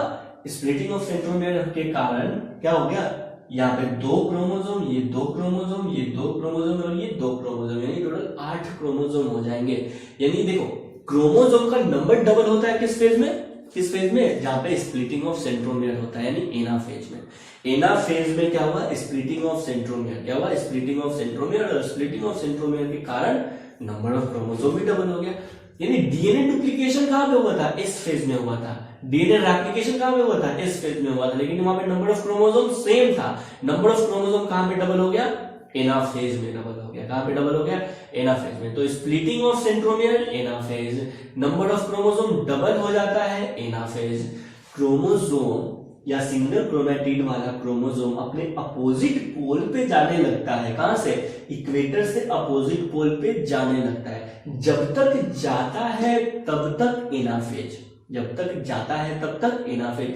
जैसे ही पहुंच जाता है वैसे ही टीलोफेज, जैसे ही पहुंच जाता है वैसे ही टीलोफेज। सुनो सुनो, क्रोमोसोम का कंडेंसेशन हुआ, शुरू हुआ कंडेंसेशन, प्रोफेज। कंडेंसेशन कंप्लीट हुआ क्रोमोसोम, और क्रोमोसोम अपने इक्वेटर लाइन पे आ गया, तो मेटाफेज। जब तक इक्वेटर लाइन पे है मेटाफेज, जैसे ही सेंट्रोमियर का स्प्लिटिंग हुआ वैसे ही एनाफेज। अपने अपोजिट पोल पे जाने लगा, एनाफेज। जैसे ही अपने अपोजिट पोल पे पहुंच गया क्रोमोसोम, वैसे ही टीलोफेज। इस तरह से करके क्रोमोसोम का डिवीजन हो जाएगा। देखिए, तो जो हम जेनेटिक मटेरियल 2 कॉपी बनाए थे, पता है क्यों बनाए थे, इसीलिए बनाए थे। देखो, एक कॉपी, एक कॉपी, एक कॉपी को इस पोल की तरफ भेज देंगे और एक कॉपी को इस पोल की तरफ भेज देंगे। क्लियर है। तो प्रोफेज, मेटाफेज हो गया अपना कंप्लीट। नेक्स्ट हेडिंग देंगे एनाफेज। क्या, एनाफेज।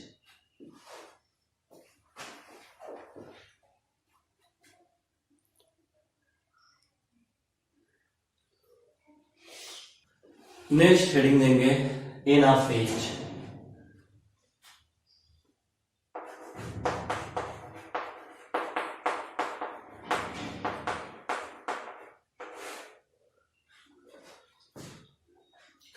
एनाफेज में क्या होता है, देखिए, यह अपना सेल, ये हो गया सेंट्रियोल, ये हो गया स्पिंडल फाइबर,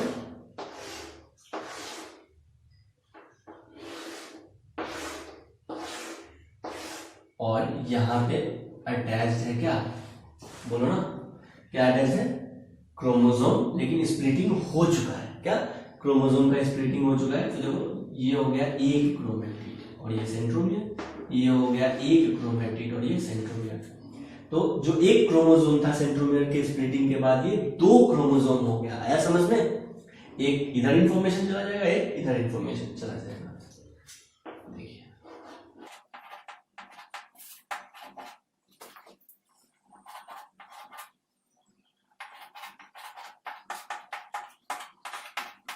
दिखा तुमको, ये इधर जाएगा। अब आप देखिए जब ये जाने लगेगा, एनसीईआरटी में क्या फिगर दिया है, एनसीईआरटी में ऐसा फिगर दिया हुआ है, ऐसा फिगर दिया हुआ है। इसका मतलब ये नहीं है कि ये जो क्रोमोसोम है ना, क्रोमोसोम, ये क्रोमोसोम, इस क्रोमोसोम का स्प्लिटिंग ऐसे नहीं हुआ है, ट्रांसवर्सली नहीं हुआ है। कैसे हुआ है, ऐसे लॉन्गिट्यूडनली ही हुआ है। तो फिगर ऐसा क्यों है सर, फिगर ऐसा इसलिए है क्योंकि तुम देखो ना, फिजिक्स है यहाँ पे, इसको ऐसे खींचेंगे, इसको ऐसे खींचेंगे तो ये ऑटोमेटिक नीचे चला जाएगा, ये ऑटोमेटिक ऊपर चला जाएगा, चला जाएगा ना। तो अगर इसमें खिंचाव होगा स्पिंडल फाइबर में, इसको खींचेगा तो ये ऐसा थोड़ी दिखाई देगा, ये तो तुमको ऐसा दिखाई देगा, ऐसा दिखाई देगा, ये ऐसा दिखाई देगा। आया समझ में, इस कारण क्योंकि जा रहा है, इधर मोशन हो रहा है, समझ आ गया। तो इसमें फ्लिपिंग हो गया तो ये ऐसे हो जाता है। आया समझ में, ये ऐसे नहीं हो गया, ये ऐसे फ्लिप हो गया तो वैसे जा रहा है, ठीक है। तो ये लॉन्गिट्यूड है। अब सुनो एनाफेज में क्या क्या होता है। एनाफेज में सेंट्रोमियर का स्प्लिटिंग हो गया, क्या सेंट्रोमियर का स्प्लिटिंग हो गया। हम स्प्लिटिंग करते हुए आपको दिखा दिए हुए हैं, ठीक है, स्प्लिटिंग के बाद आपको दिखा रहे हैं स्प्लिटिंग हो गया। अब सेंट्रोमियर, अब इस क्रोमेटिड का क्या होगा, यानी एक सिंगल क्रोमेटिड वाले क्रोमोसोम का क्या होगा, भाई क्या होगा, तो खींच ही रहा है स्पिंडल फाइबर, ले जा भाई अपने अपोजिट पोल पे, तो ले जाने देंगे, ठीक है। तो ये क्रोमोसोम, 4 क्रोमोसोम इधर, 4 क्रोमोसोम इधर, यानी आपको पता चल गया स्प्लिटिंग ऑफ सेंट्रोमियर के बाद क्रोमोसोम का नंबर डबल हो गया। स्प्लिटिंग ऑफ सेंट्रोमियर के बाद क्रोमोसोम का नंबर डबल हो गया, तो ये अपने क्रोमोसोम का नंबर डबल हो गया एनाफेज में। ये भी क्वेश्चन पूछा जाता है। स्प्लिटिंग ऑफ सेंट्रोमियर किस फेज में, एनाफेज में। अब देखो जब तक इक्वेटर से अपने पोल तक जा रहा है, जब तक इक्वेटर से अपने पोल तक जा रहा है तब तक एनाफेज, तब तक एनाफेज, और जैसे ही पहुंच जाएगा वैसे ही टेलोफेज। आया समझ में, चलिए तो लिख लेते हैं एनाफेज के बारे में। एनाफेज में क्या क्या हुआ, स्प्लिटिंग ऑफ सेंट्रोमियर, क्रोमोसोम का नंबर डबल हो गया और क्रोमोसोम मूव करने लगा इक्वेटर से पोल की तरफ। क्या क्रोमोसोम मूव करने लगा इक्वेटर से पोल की तरफ। क्लियर है, क्लियर है। तो एनाफेज में लिख लेते हैं इस सब बातों को। सेंट्रोमियर ऑफ ईच क्रोमोसोम, देखिएगा first point, centromere of each chromosome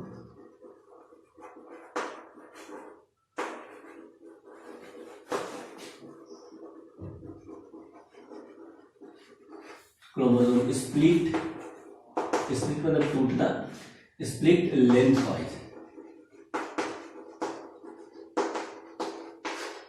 ठीक है।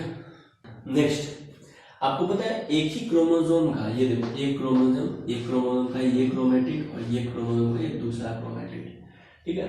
तो एक ही क्रोमोसोम के दोनों क्रोमेटिड आपस में कहलाते हैं सिस्टर क्रोमेटिड। क्या कहलाते हैं, सिस्टर क्रोमेटिड कहलाते हैं। क्या कहलाते हैं, सिस्टर क्रोमेटिड कहलाते हैं। क्या कहलाते हैं, सिस्टर क्रोमेटिड कहलाते हैं। तो सिस्टर क्रोमेटिड आपस में क्या हो गया, सेपरेट हो गए। क्या सिस्टर क्रोमेटिड आपस में सेपरेट हो गए, ठीक है। सिस्टर क्रोमेटिड आपस में सेपरेट हो गए, एक दूसरे से अलग हो गए। जब सेपरेट हो गए तो एक क्रोमेटिड बिहेव करने लगा एक क्रोमोसोम के जैसा। क्या, एक क्रोमेटिड बिहेव करने लगा एक क्रोमोसोम के जैसा। तो नेक्स्ट पॉइंट में लिखिएगा सिस्टर क्रोमेटिड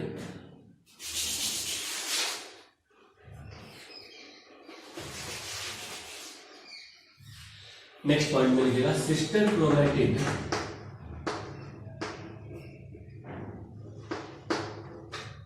क्या, sister chromatid separate from each other, separate from each other, sister chromatid separate from each other and new each chromatid and knew each chromatid behave as how each chromatid behave as या referred as individual chromosome.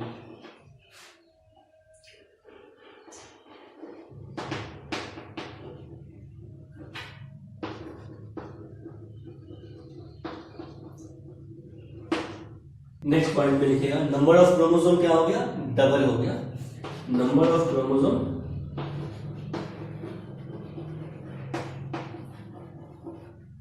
Double हो गया.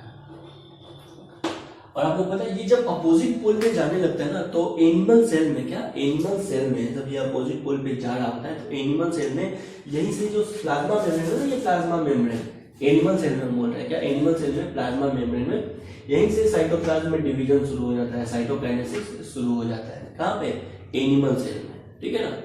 तो animal cell में जो cytokinesis है ये शुरू हो जाता है, होता नहीं है, शुरू हो जाता है साइटोकाइनेसिस. चलिए एनाफेज से ही शुरू हो जाता है एनिमल सेल में साइटोकाइनेसिस. लेट एनाफेज से ऐसा होता है.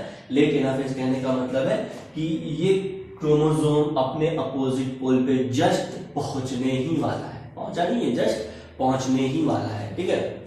ये जो सेंट्रोमियर टूटता है या जो क्रोमोसोम के क्रोमेटिड एक दूसरे से अलग होते हैं, ये कैसे होते हैं, पुलिंग और पुशिंग मैकेनिज्म से. किस मैकेनिज्म से, पुलिंग और पुशिंग मैकेनिज्म से. तो नेक्स्ट पॉइंट में लिखिएगा by pulling and pushing mechanism chromosome move away from equator. By pulling and pushing mechanism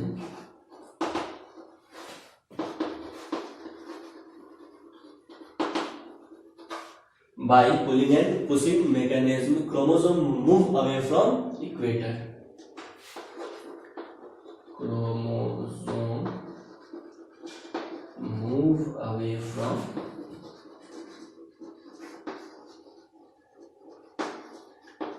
equator. ठीक है. तो ये है पूरा.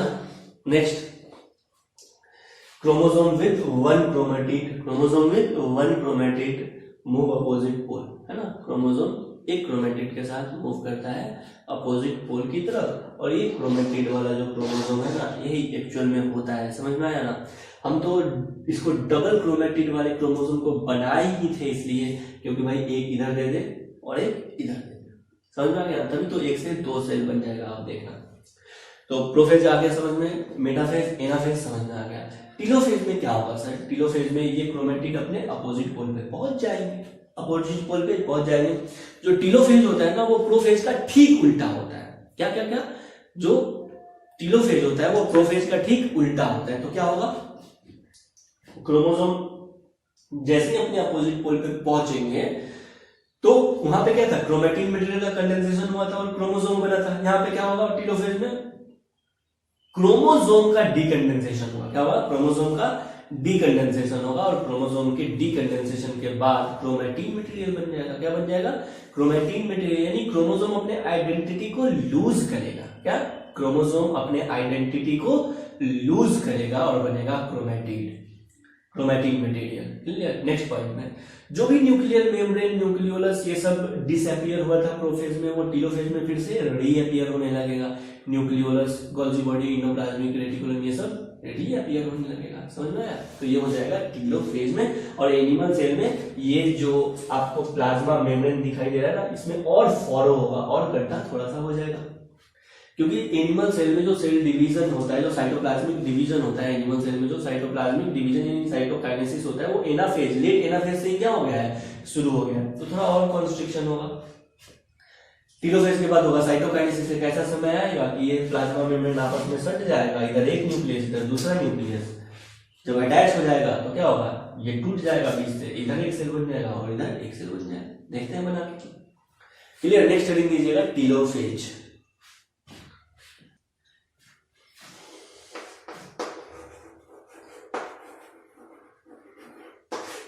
टीलोफेज में क्या हुआ, देखो एनिमल सेल है ना,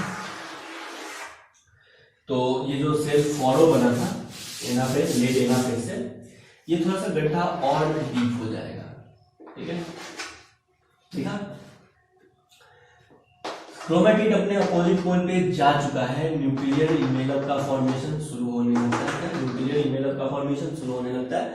और जो क्रोमोसोम यहाँ पे था, क्या क्रोमोसोम था ना ऐसा सिंगल क्रोमेटिड वाला, अब ये क्रोमोसोम अपने आइडेंटिटी को लूज कर देगा, क्रोमोसोम अपने आइडेंटिटी को लूज कर देगा और बन जाएगा, क्या बन जाएगा, इस तरह से क्रोमेटिड, क्या बन जाएगा भाई, इस तरह से क्रोमेटिड मटेरियल हो जाएगा।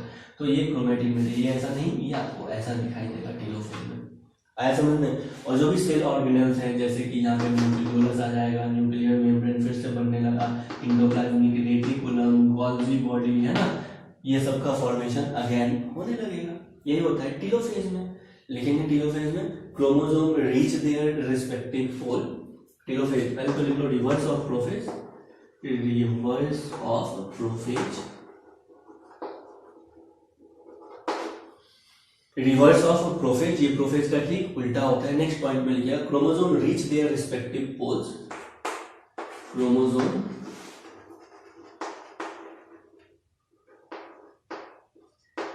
Reached their respective poles, chromosome अपने अपोजिट पोल पे पहुंच गया, रिस्पेक्टिव पोल पे पहुंच गया।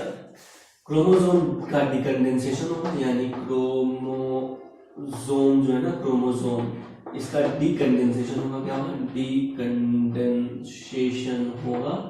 और डिकंडेंसेशन से ये क्या बन जाएगा, क्रोमैटिन मटेरियल बन जाएगा, क्या बन जाएगा भाई, क्रोमैटिन मटेरियल बन जाएगा, क्लियर। और nucleolus, Golgi body, endoplasmic reticulum, ये रिफॉर्म हो जाएगा, nucleolus, Golgi body, endoplasmic reticulum, ये क्या हो जाएगा, फिर से बन जाएगा,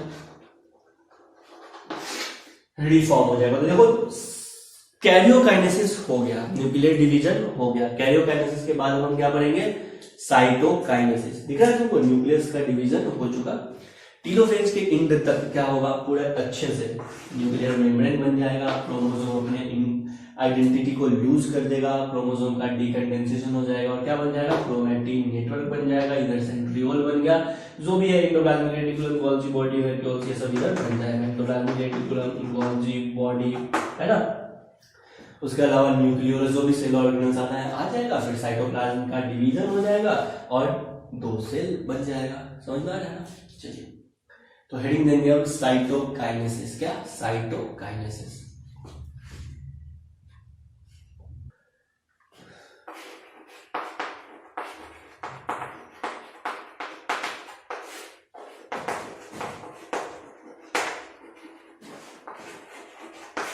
cytokinesis in animal cell, animal cell में साइटोकाइनेसिस देखो होता क्या है, एनिमल सेल में साइटोकाइनेसिस लेट एनाफेज से ही शुरू है, इसलिए हम आपको बता रहे हैं। ये वाला हो गया सेल, ये हो गया एक न्यूक्लियस, ये हो गया दूसरा न्यूक्लियस, है ना, टेलोफेज के पास। तो साइटोप्लाज्म में क्या होता है, साइटोप्लाज्म के डिवीजन में जो प्लाज्मा मेम्ब्रेन है ना, प्लाज्मा मेम्ब्रेन में कॉन्ट्रैक्शन शुरू हो जाता है। क्या शुरू हो जाता है, इसमें कॉन्ट्रैक्शन शुरू हो जाता है, सेल फॉर्मेशन शुरू हो जाता है। ये कॉन्ट्रैक्शन पेरिफेरी से सेंटर की तरफ होता है, बोलो ना, पेरिफेरी से सेंटर की तरफ होता है, इसलिए सेंट्रीपीटल ऑर्डर में साइटोकाइनेसिस होता है। किस ऑर्डर में, सेंट्रीपीटल ऑर्डर में, सेंटर से सॉरी पेरिफेरी से सेंटर की तरफ होता है, तो सेंट्रीपीटल, क्या, सेंट्रीपीटल ऑर्डर में होता है साइटोकाइनेसिस, साइटोकाइनेसिस। साइटोकाइनेसिस किस ऑर्डर में होता है, सेंट्रीपीटल ऑर्डर में, ठीक है। ये कॉन्स्ट्रिक्शन प्लाज्मा मेम्ब्रेन में और बढ़ता जाएगा और बढ़ता जाएगा और बढ़ता जाएगा। एक ऐसा समय आएगा कि ये देखो, ये जस्ट अटैच कर गया, ये जस्ट अटैच कर गया, ये न्यूक्लियस, ठीक है, ये जस्ट अटैच कर गया। जैसे ही ये अटैच करेगा प्लाज्मा मेम्ब्रेन, ये एक एनिमल सेल बनेगा और ये दूसरा एनिमल सेल बनेगा। हो गया साइटोकाइनेसिस, ठीक है। अभी साइटोकाइनेसिस के बाद सेल को मन करेगा भाई सेल डिवीजन करना है, अभी वुंड हीलिंग करना है, ग्रोथ करना है, सेल डिवाइड करना है, तो फिर से ये दोनों सेल डिवीजन कूद जाएंगे यहाँ पे G1S G2, याद है, इंटरफेज में। लेकिन अगर सेल डिवाइड नहीं करना है तो ये दोनों सेल चले जाएंगे कहाँ पे, बोलो ना, G2 फेज में, कहाँ पे, G0 फेज में, कहाँ पे चले जाएंगे, G0 फेज में चले जाएंगे। किस फेज में, जीनोट फेज में, क्यूसेंट स्टेज में चले जाएंगे, फिर जरूरत पड़ेगा फिर ओकेजनली डिवाइड करेंगे। क्लियर है? तो ये था साइटोकाइनेसिस इन एनिमल। तो एनिमल सेल में जो साइटोकाइनेसिस होता है ये लेट एनाफेज से ही शुरू हो जाता है। क्या? लेट एनाफेज से ही शुरू हो जाता है। और कैसे होता है? कॉन्स्ट्रिक्शन ऑफ प्लाज्मा मेम्ब्रेन से शुरू होता है। कैसे? कॉन्स्ट्रिक्शन ऑफ प्लाज्मा मेम्ब्रेन से शुरू होता है। दूसरा, जब कॉन्स्ट्रिक्शन ऑफ प्लाज्मा मेम्ब्रेन से शुरू होता है तो साइटोप्लाज्म में जो सेल डिवीजन हुआ वो पेरिफेरी टू सेंटर हुआ। कैसे? पेरिफेरी टू सेंटर हुआ। इसलिए क्वेश्चन पूछा जाएगा भाई एनिमल सेल में साइटोकाइनेसिस सेंट्रीफ्यूगल ऑर्डर में होता है या सेंट्रीपीटल मैनर में होता है? आपको जवाब देना है सेंट्रीपीटल मैनर में होता है, पेरिफेरी टू सेंटर। क्लियर है? क्लियर है। चलिए तो नेक्स्ट हेडिंग लीजिए, साइटोकाइनेसिस इन प्लांट सेल। देखिए ये है अपना प्लांट सेल, हेडिंग लीजिएगा साइटोकाइनेसिस इन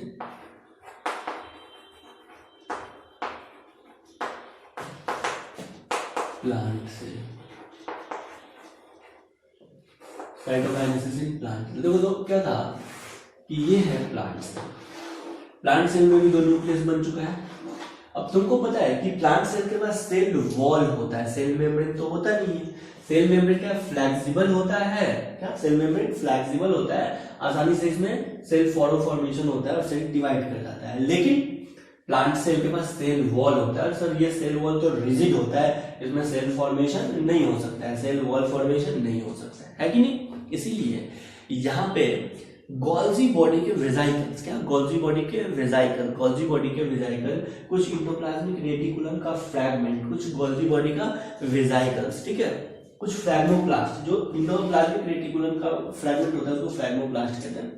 तो गोल्जी बॉडी के वेजाइकल, इंडोप्लाज्मिक रेटिकुलम का फ्रैगमेंट, ये सब सेंटर में एक जगह आता है, यहाँ पे सेंटर में आता है और सेंटर से पेरिफेरी की तरफ डिपोजिट होता है। क्या? सेंटर से पेरिफेरी की तरफ डिपोजिट होता है। गोल्जी बॉडी का छोटा सा वेजाइकल डिपोजिट होता है, इंडोप्लाज्मिक रेटिकुलम का फ्रैगमेंट डिपोजिट होता है, फ्रैग्मोप्लास्ट डिपोजिट होता है, इस तरह से डिपोजिट होता है। कैसे? सेंटर से पेरिफेरी की तरफ, और सेल प्लेट बनाता है। क्या बनाता है? सेल प्लेट बनाता है। ठीक है, जो मेन इसमें कंस्टिट्यूएंट होता है सेल प्लेट बनाने में वो होता है गोल्जी बॉडी। कौन होता है? Golgi body. Mainly Golgi body का जो वेजाइकल होता है वो अधिक से अधिक आपके यहाँ पे सिक्रीट होता है, जमा होता है, और एक प्लांट सेल और दूसरे प्लांट सेल के बीच में एक सेल प्लेट बनाता है। क्या बनाता है? Cell plate. तो न्यूक्लियस का डिवाइड हो चुका, दो न्यूक्लियस के बीच में सेल प्लेट फॉर्मेशन हो जाता है, तो एक सेल और दूसरा सेल बन जाता है। तो सेल प्लेट फॉर्मेशन से साइटोकाइनेसिस होता है प्लांट सेल में। सेल फॉरो फॉर्मेशन से साइटोकाइनेसिस होता है एनिमल सेल में। एनिमल सेल में जो सेल फॉरो फॉर्मेशन था वो पेरिफेरी टू सेंटर था, तो बोले सेंट्रीपीटल मैनर में साइटोकाइनेसिस होता है एनिमल सेल में। लेकिन यहां तुमको दिखा, अरे दिखा, यहाँ पे जो सेल प्लेट फॉर्मेशन हो रहा है, जो साइटोकाइनेसिस हो रहा है, वो सेंटर से पेरिफेरी की तरफ हो रहा है। क्या? सेंटर से पेरिफेरी की तरफ हो रहा है। तो सेल प्लेट फॉर्मेशन होता है प्लांट सेल में। कैसा? सेंट्रीपीटल या सेंट्रीफ्यूगल? सेंट्रीफ्यूगल मैनर में सेल प्लेट का फॉर्मेशन होता है सेंटर से पेरिफेरी की तरफ। बोलो भाई।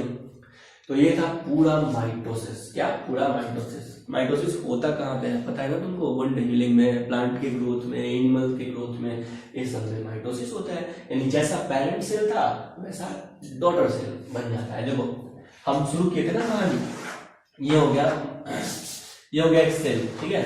इस सेल में 4 क्रोमोसोम था। क्या? 4 क्रोमोसोम था। और सेल डिवीजन के बाद जो डॉटर सेल बना, तो उस डॉटर सेल में भी क्या था? 4 क्रोमोसोम इसके पास था और 4 क्रोमोसोम इसके पास था। आया समझ में? तो माइटोसिस के बाद ऐसा सेल बनता है, जैसा पेरेंट सेल वैसा आइडेंटिकल डॉटर सेल हो जाता है। इसको कहते हैं माइटोसिस। क्लियर है? तो चलिए अपना माइटोसिस यहाँ पे खत्म होता है। आपका होमवर्क क्या है? होमवर्क है एनसीईआरटी से पढ़ना, बार बार पढ़ना। कुछ नहीं समझ में आ रहा है, कुछ छूट गया है, कुछ लाइन समझ में नहीं आ रहा है, उसको आप जरूर पूछिए, ठीक है। क्योंकि एनसीईआरटी से बाहर से डिवीजन से क्वेश्चन नहीं आ रहा है पिछले 10 साल से, ठीक है। तो आने वाले समय से में भी नहीं आएगा। समझ में आया ना, पूरा ट्रेंड है यही, पूरा हिस्ट्री बोल रहा है कि एनसीईआरटी ही पढ़ना है, उसके डायग्राम को देखना है, एनसीईआरटी के डायग्राम को, प्रोफेज का कैसा डायग्राम है, मेटाफेज का कैसा डायग्राम है, एनाफेज टीलोफेज का कैसा डायग्राम है। डायग्राम में कुछ नहीं समझ में आ रहा है जो आप समझना चाहते हैं तो जरूर पूछिए। ठीक है, आज के लिए इतना ही। पूरा माइटोसिस एनसीईआरटी से जरूर रीड करना, पूरे डायग्राम को एनसीईआरटी से देखना। लेक्चर में कहीं कोई डाउट है तो जरूर पूछिएगा। होमवर्क आपको करना है, पूरे माइटोसिस का क्वेश्चन आप कर सकते हैं, प्रीवियस ईयर क्वेश्चन से। आज के लिए इतना ही।